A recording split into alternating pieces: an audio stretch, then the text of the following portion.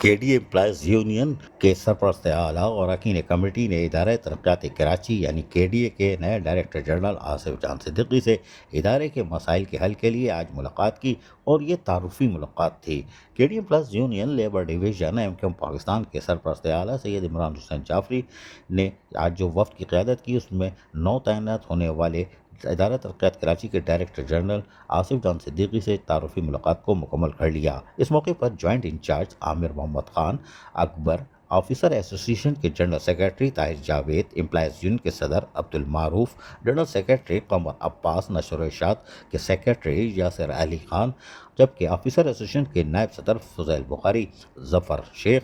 اور ممبرز میں نسیم انصاری، ندیم کھوکر، ارشاد عادل اور وحید نے بھی جہاں وفد میں شرکت کی۔ انچارج سید عمران حسین اور اراکین کی جانب سے ڈائریکٹر جنرل آصف جان صدیقی سے کچھ سفارشات بھی پیش کی گئی ان کو، جس میں پینشنرز کی 3 ارب کی گرانٹ، بروقت محنت کش کے ملازمین کی تنخواہوں کی ادائیگی، پینشنرز کی پینشن، ادارے کی بہتر ریکوری اور دیگر مسائل کے حل پر خصوصی طور پر تبادلہ خیال کیا گیا۔ اس موقع پر عمران حسین جعفری کے ساتھ ساتھ صدر عبدالمعروف نے تمام تر بریفنگ دی تاکہ نئے آنے والے آصف جان صدیقی ان کو بھی حال احوال پتہ ہو تاکہ وہ آ کر جس سیٹ پر بیٹھے ہیں وہ یقینی طور پر محنت کشوں کے جائز حقوق اور مفادات کے تحفظ کے لیے ہے۔ یہی یاد دہانی کے لیے آج کے D employees union C B A کے وفد نے ان سے ملاقات کی اور ملاقات یقینی طور پر ایک خوشگوار ماحول میں ہوئی جہاں ان کی آمد پر ان کو خوش آمدید بھی کہا گیا اور نئے آنے والے ڈائریکٹر جنرل کے ڈی اے آصف جان صدیقی نے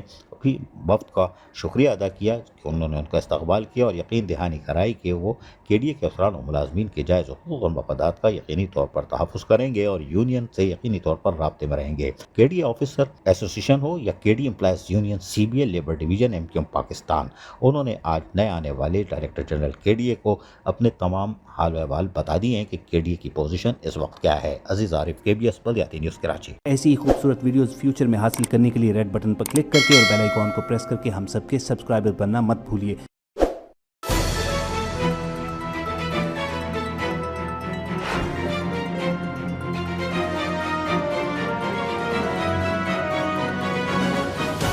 KBS بلدیاتی نیوز